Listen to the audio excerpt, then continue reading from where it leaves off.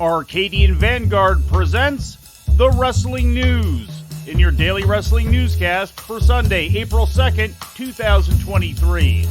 Good morning, I'm Mike Sempervive. We begin today with WWE presenting Night 1 of Wrestlemania 39, streamed on Peacock and the WWE Network. The event took place at SoFi Stadium in Inglewood, California, before a reported live audience of 80,497 fans, making it the 7th largest reported pro wrestling attendance figure in history and the 5th largest for WWE. As we crown the brand new undisputed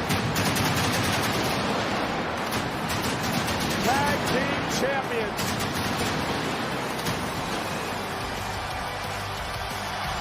The question is now, is the bloodline disintegrating before our eyes? Will Roman Reigns be next tomorrow night versus Cody Rhodes for the undisputed championship? Will it be the end of an era tomorrow night at WrestleMania Sunday?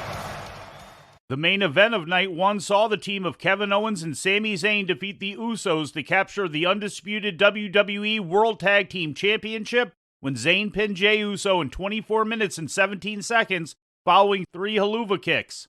The victory marked the first tag team title win for both Owens and Zayn in WWE and also made them the 4th team in history to win the tag team title in both WWE and Ring of Honor, a list which also includes Shelton Benjamin and Charlie Haas, the Hardy Boys, and FTR. The loss brings to an end the longest tag team title reign in WWE history, with the Usos having held the championship for 1 year, 8 months, and 2 weeks. In the evening's other title change, Rhea Ripley pinned Charlotte Flair in 23 minutes and 34 seconds after a riptide from the second turnbuckle to become the new SmackDown Women's Champion. Charlotte Flair is one of the greatest champions in the history of WWE. And Charlotte has no reason whatsoever to hang her head because the Queen went out on her shield tonight. But even Charlotte Flair pointed back to Rhea Ripley and said, "You earned it tonight because it is the Eradicator's time." The win ends Flair's 14th world title reign and makes Ripley the first person to hold the SmackDown Women's title, Raw Women's title, WWE Women's Tag Team title, NXT Women's title, and the NXT UK Women's title. The show opened with Austin Theory retaining the United States Championship, defeating the returning John Cena in 11 minutes and 20 seconds via pinfall. The finish came after Theory delivered a low blow to Cena while the referee was temporarily incapacitated. The match marked Cena's 16th WrestleMania appearance and his first since losing to Bray Wyatt 3 years ago in the Firefly Funhouse match. In the father versus son match, Rey Mysterio defeated Dominic Mysterio, pinning him in 14 minutes and 30 seconds after a frog splash. Mysterio came to the ring for the match with Snoop Dogg, who was on hand as co-host with The Miz. Seth Rollins pinned Logan Paul after a curb stomp in 16 minutes and 16 seconds. Paul was seconded by fellow YouTuber and boxer KSI, who took a splash through the table from Paul during the match. Because Paul's going up to the top rope. Seth Rollins has nowhere to go. Rollins just, oh my goodness! Oh, it's bye-bye KSI! Also on the card, Trish Stratus and women's tag team champs Lita and Becky Lynch beat Damage Control when Lynch pinned Bayley. The Street Profits won the Fatal 4-Way Men's Tag Team Showcase match against Alpha Academy, the Viking Raiders, and Ricochet and Braun Strowman, and Pat McAfee returned to defeat The Miz in a short unadvertised match. The attendance figure of 80,497 sets a new record for pro wrestling in California, breaking the previous record of 76,976 for WrestleMania 31 in 2015. It also breaks the 52-year-old Los Angeles pro wrestling attendance record set by the Super Show headlined by Fred Blassie against John Tolos, which drew 25,847 to the LA Memorial Coliseum in 1971. Chief Content Officer Paul Triple H Levesque also addressed the live attendance during the post-WrestleMania press conference. We're also fortunate and able to break SoFi's attendance record tonight with a live attendance of 80,497 people in the stadium tonight, which to me is incredible. And, I hate to toot our own horn, but, rumor is Final Four did 73,800. So just saying, toot, nice to be in that stratosphere. Levesque addressed several other topics, including the decision to put the World Tag Team title match on last as the main event. I think we all felt like that needed to be in that spot. I've said this before when people have, when we've talked before about, you put the women in the main event. We didn't put the women in the main event. That's the spot, right? That is the storyline that was driving things to put them in that role. It's not about giving it to them because they're women. It's not about giving it to somebody. Like, never once did it factor for me. I don't know. People saying, well, tag team championships haven't been in that spot and history making. I didn't even know that, to be honest with you.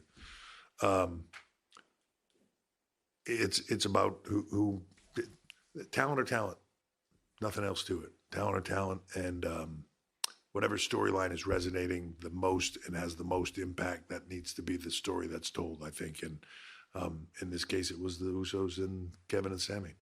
Earlier in the press conference, new tag team champions Owens and Zayn paid tribute to the Usos, as well as their former Ring of Honor colleagues, the Briscoe brothers.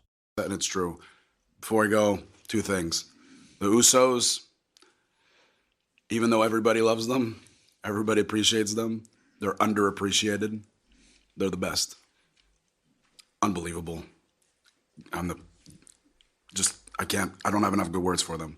And also, I said PWG helped us get here. Super Dragon helped us get here. There's two other guys that really helped us get here. Their names are Mark and Jay Briscoe. We lost Jay recently.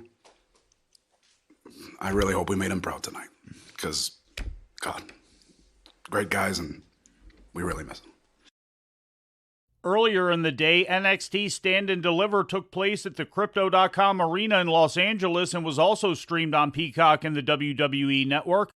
The main event of the premium live event saw Carmelo Hayes defeat Braun Breaker to win the NXT Championship in 16 minutes and 14 seconds, finishing Breaker with the nothing but net flying leg drop finisher. The loss ends Breaker's second reign at 362 days. Breaker had gained the visual victory when Hayes tapped out while trapped in the Steiner recliner, but after a referee bump, Trick Williams, who had been ejected from ringside earlier in the bout, came down to the ring and delivered an RKO on Breaker, leading to the finish. It is starting to set in for Carmelo Hayes.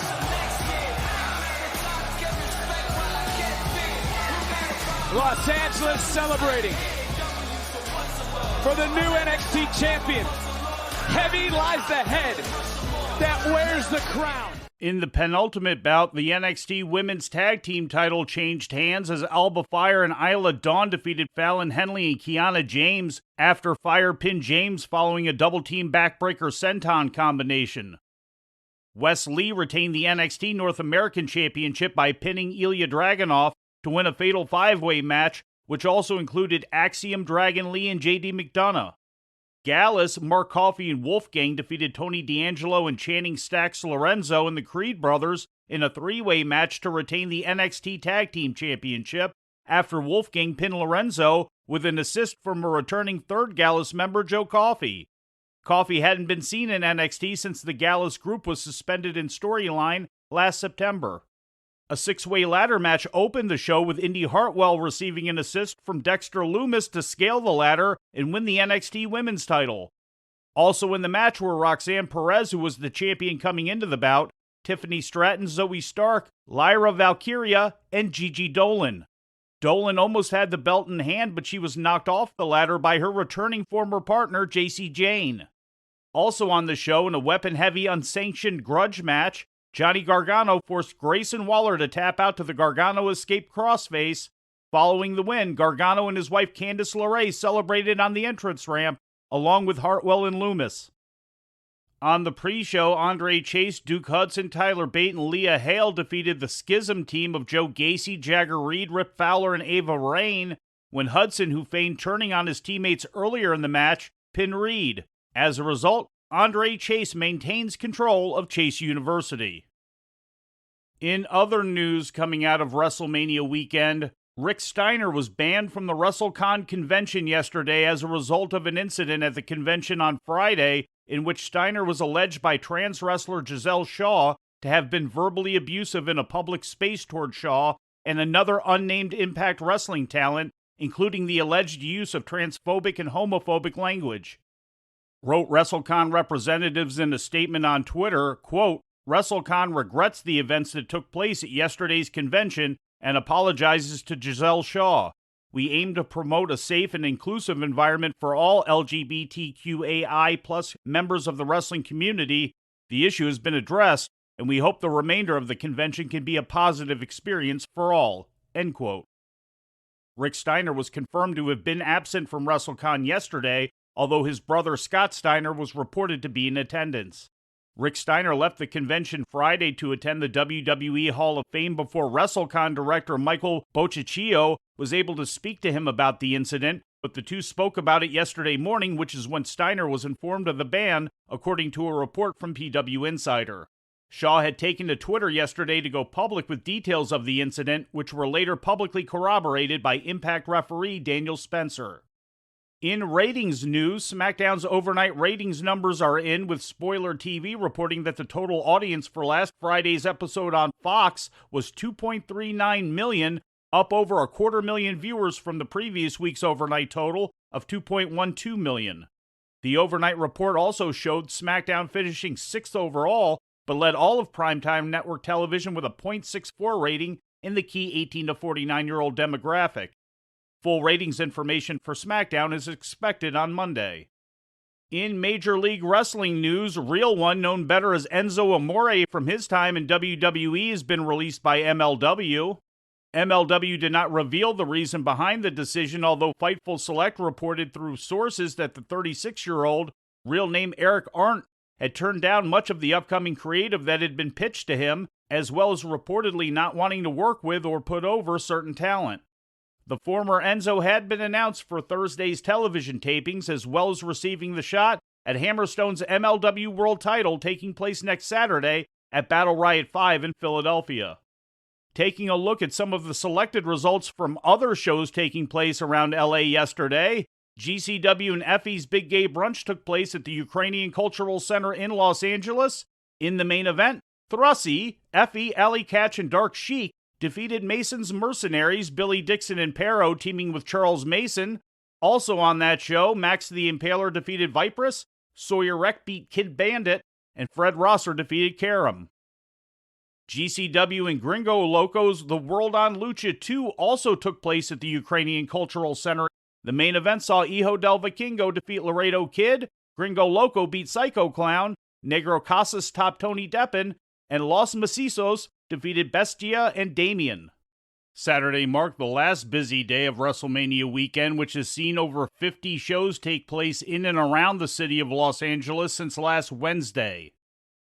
Turning to Japan, Stardom's Cinderella tournament continued today with the quarterfinals taking place inside Tokyo's Korakuen Hall.